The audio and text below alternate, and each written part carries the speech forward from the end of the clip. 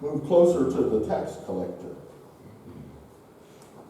So this is not a very complicated passage of Scripture. I don't think anyone could get a message from it. Of course, the Scripture is very deep. You can dig into it and get more and more as you study it and meditate on it. But Jesus is pointing out that there are some people who are doing something wrong, and he illustrates that by comparing it to how to do it the right way, which is God's grace. He doesn't just tell us what's wrong, but he tells us how we can correct it. But let me say something about the Scripture first. There is, in verse 11, several of the different versions of the Bible say it a different way, but I'm comfortable with the way we have it in the New Revised Standard Version. Verse 11, the Pharisee standing by himself. And some versions say he was praying to himself, standing, praying to himself. All of them say he was standing. Some say standing, praying to himself. There's another version that says praying about himself. But I think the more literal translation, he was standing by himself. And I think that fits with the purpose, it seems, of Jesus' teaching, is that he's comparing, and everything is exactly the opposite for the Pharisee versus the tax collector. And it would make sense that Jesus would talk about where he was standing, because he talks about where the tax collector is standing and contrast those two. So first for the Pharisee. But Jesus, the narrator begins, he told this parable to some who trusted in themselves that they were righteous. They trusted in themselves, first problem. They thought they were righteous, the second problem. And they regarded others with contempt, the narrator says, third problem. They regarded others with contempt. Have you ever heard the word flout? Someone flouts the law. It's not flaunt. Flaunt is different. Flaunt, you flaunt something you have that's good, that you want other people to know about it. But flout, I think it comes from, as a musical term, I think from a person who plays the flute. They say it may come from that, but it's to look at something with contempt, to regard them with contempt. The Pharisee regarded people with contempt. He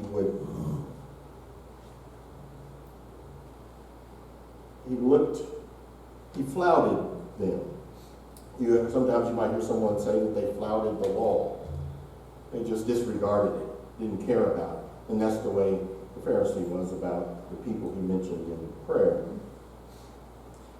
And I think that they say that maybe it comes from how a flute, at some point in time, people regarded that they felt it was like a hissing sound. And they would say, if someone is hissing at another person, they're looking at them with contempt.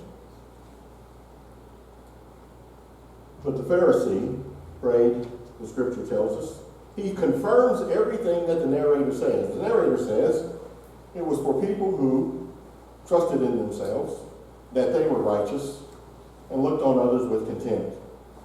And just listen to his prayer. It's a perfect illustration. He prays, the narrator says, or Jesus says, in this way in the parable. Oh God, thank you that I am not like other people. Thieves, rogues, adulterers, and even like that tax collector. Now, mind you, he is praying out loud. The tax collector can hear him. He holds him in contempt. And even like that tax collector, he stands by himself apart because he is holy. He is perfect. He is wonderful. And he thanks God for all of that. I fast twice a week. I give 10% of all of my income. Look at me. Aren't I special? And you may say, well, it's a prayer of thanks. That's a good thing. He starts out, oh God, thank you. Isn't that a good thing? He's saying something good. He's thanking God for his righteousness. It's similar maybe to the way we might pray. But no matter how blessed you are, no matter how thankful you are for what God has done for you, no matter how good God has been to you, he has not made you perfect. Amen. There is only one Son. There was only one who lived perfect. Never again, never before. He is not what he thinks he is. We as human beings, we are a defective creature. I think when I started coming here, I drove a Volkswagen Jetta. That Volkswagen Jetta had a check engine light on for 9 years. Couldn't get anybody to figure out how to get that check engine. The car ran. It ran. It just kept going. As long as it kept going, okay, I'll just keep driving it. And that's, if we had a light on us, it would be like that. We're walking around, we're doing everything, we're going to work, we're coming home, we're eating, we're drinking, we're having parties, and God is seeing this check engine light on the top of our heads. And it can't be fixed. Now, I'm not saying we can't be made righteous through Jesus Christ, but what I'm saying is we do not live righteous lives. Amen. We sin. We fall short. We don't pass every test, although we may think we do. If we think we do, we are delusional, and we're all subject to that delusion, self-included. We want to think that we pass every test, that we do it all right, that we're always in the right, and the other person is always wrong. And it's a delusion, and God sees right through it. And there are many ways we can do it. Maybe you can think of some that we do it. But this Pharisee, he was not perfect. He thought he was perfect. He wanted to convince the tax collector he was perfect. Maybe he thought he could actually convince God he was perfect. It's like the little Johnny story. Little Johnny was in school, and the day after he took a test, the teacher pulled him aside, Mr. Johnson pulled him aside and said, Johnny, I feel like you've been cheating. And Johnny said, what? Me cheating? Prove it. And so Mr. Johnson says, okay, well, you sit beside Mary. And on the first question on the test, I asked, who was the first president? And Mary said, George Washington. And you wrote George Washington. And I said, well, that doesn't prove anything. Well, just hold on a minute. On the second question, I asked, who was the president when who signed the Emancipation Proclamation? And Mary said, Abraham Lincoln. And you wrote Abraham Lincoln. And I said, Johnny was feeling pretty good. That doesn't prove anything. I said, well, hold on just a minute. Now, on the third question, I asked, who was the president during the Louisiana Purchase? And Mary wrote, I don't know. And you wrote, me neither.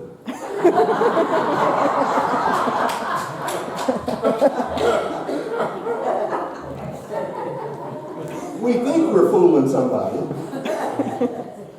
but we're definitely not fooling God. He sees right through it.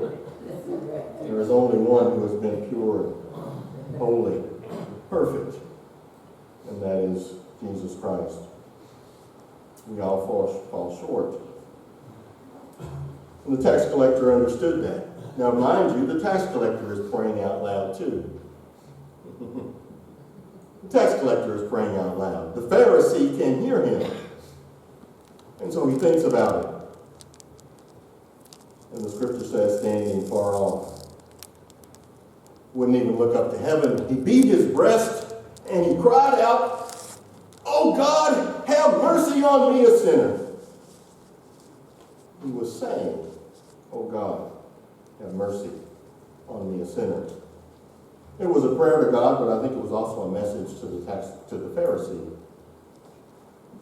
It was a message to him that he knew, he understood, that no matter how good we are, no matter how good we think we are, we're still in need of mercy. Amen. Reminds me of that little poem I used to hear a seminary professor recite. And it went like this. And the Pharisee, the tax collector, I think, was not only asking for mercy for himself, but he was asking for mercy for the Pharisee. Little poem that goes, you drew a circle that shut me out. Heretic, rebel, a thing to flout. But love and I had the wit to win.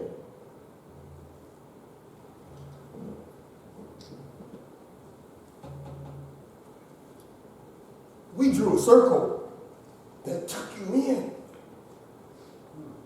We drew a circle. Love and I had the wit to win. Tax collector said, my circle includes you. Because all of us need mercy. Won't we accept that? Won't you accept that? That we all need mercy. That person that you're on the out with, that looks down on you, that thinks you've done something, that says to you, you're not perfect, you treated me this way, and they've drawn you out. I'll never speak to you again. You draw a circle that draws them in. Because you know they're not perfect either. You've done your wrong, but so have they. None of us are perfect. I wonder if that's what Jesus was doing when they brought that prostitute to him. And they said he was writing in the sand. I wonder if he was thinking like that. Your circle puts her out, but I draw a circle that brings her in. Amen. I want you to believe, won't you accept that it's okay not to be perfect. It's okay not to be perfect. Isn't that good news? It's okay not to be perfect before God. It's okay. As a matter of fact, it's mandatory that you not be perfect. It's mandatory. If you think you're perfect, what can you benefit from grace?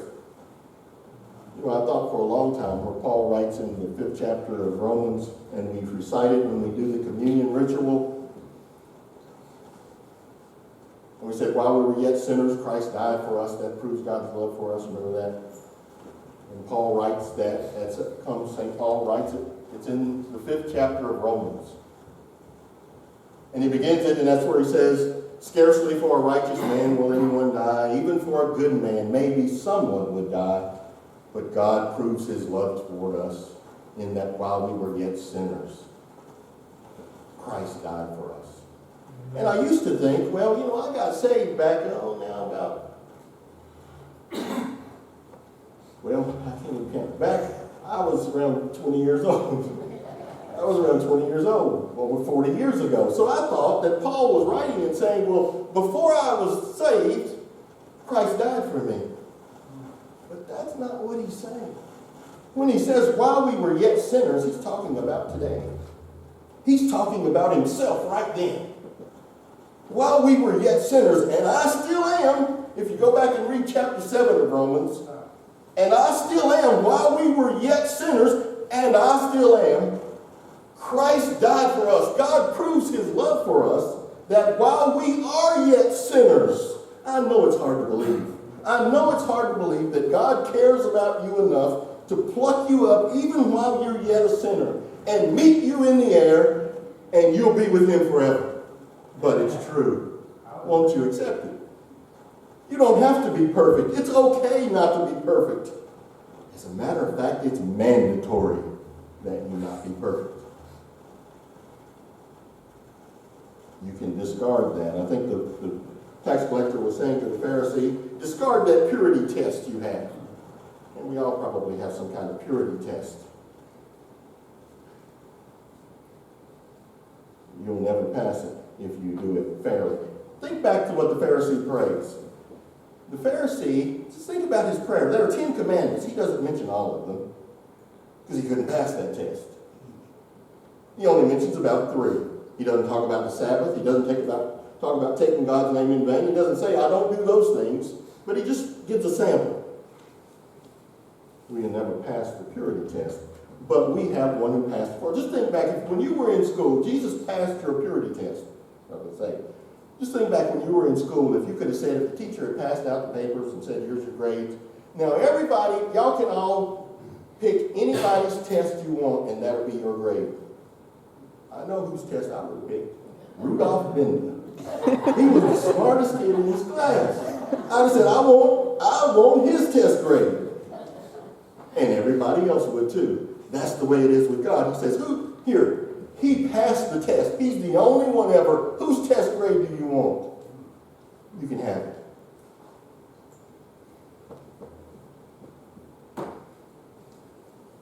Well, you discard that purity test. And won't you realize that you can't be too sinful, but you can't have too little faith. You can't have too much sin to be saved, but you can't have too little faith to be saved. Amen? Amen. Because if you start chopping off, if you start drawing a line and say, now those people can't be saved, they've gone too far. Where do you draw the line? Pretty soon you realize that you start worrying about yourself. Well, I don't know. Maybe I don't. Maybe I'm not saved. Maybe Jesus didn't die for me. Maybe I'm on the outs. But he died. That last verse in that scripture, what does he say? This man went to his house justified. All who exalt themselves will be humbled, and all who humble themselves will be exalted. All. A-L-L. Not A-L-L, comma, B-U-T, but just A-L-L. All. Even me. Even you who humble themselves. But you can't have too little faith. I tried to find a sample on YouTube, but I couldn't find one. But I know I used to watch on TV, and they would have circus acts on, the trapeze act. Remember the trapeze act? And they would have one stand on this side and one stand on this side, and they would swing out, and then that one would let go. He would reach up, and that other one would grab him, and they would swing all the way over to the other side. You can't have too little faith. God has made it so He's swung us out into the air. We don't have any control over that, but we're out there. And He's there with His hands and just grab on. And some people just refuse. I'm not gonna reach for Him. I'm not gonna reach for Him. I'm gonna hold my legs up too, because He's not gonna grab my legs. By accident, I might get in. But His hands are always outstretched. Won't you reach for Him? That's faith. Reach for it. That's what the tax collector was doing. Oh God, have mercy on me, a sinner. And that's where we all are. And that's where we'll always be. I'm not saying we shouldn't try to do right and to do the right thing. But we definitely, once we get to that point where we're saying somebody can't be saved, we are gone too far in that purity test. Like I said, Jesus, I'm closing, but Jesus was showing contrast. And in everything, they were opposites. The position, the Pharisee stood by himself. The tax collector stood far off. Their position. Their posture. The Pharisee held his head up. It was the way to pray in those days, to look up to heaven. So the Pharisee is praying up to heaven. The tax collector, the scripture says, wouldn't even look up to heaven. His posture is different. And the Pharisee prays with no passion whatsoever. No passion. But the tax collector's beating his breast. God, have mercy on me. Beating his breast. Praying with passion. And then their prayer is so different. The tax collector's prayer tells you who he trusts. He trusts God. God, have mercy on me. He's asking for something from someone who is trustworthy. He doesn't see himself as righteous. He says, I am a sinner. God is righteous.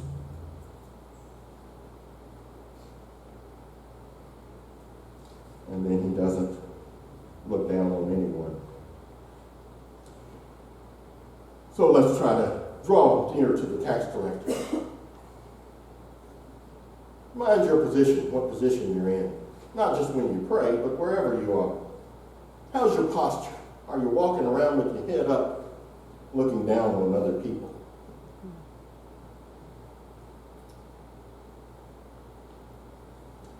And how you pray. And then your passion. Have some passion about everything you do for Christ. Have some passion. I think that's what John Wesley is telling us. Remember last Sunday we talked about singing? And we looked at page 7, Roman numeral page 7, and John Wesley is talking about, I believe, singing with passion. We should sing with passion. We should listen with passion. We should speak with passion when we're talking about Jesus Christ and God's grace. It says, sing lustily with some passion and good courage. Beware of singing as if you were half dead or half asleep. But lift up your voice with strength. Be no more afraid of your voice now, nor more ashamed of its being heard than when you sung the songs of Satan.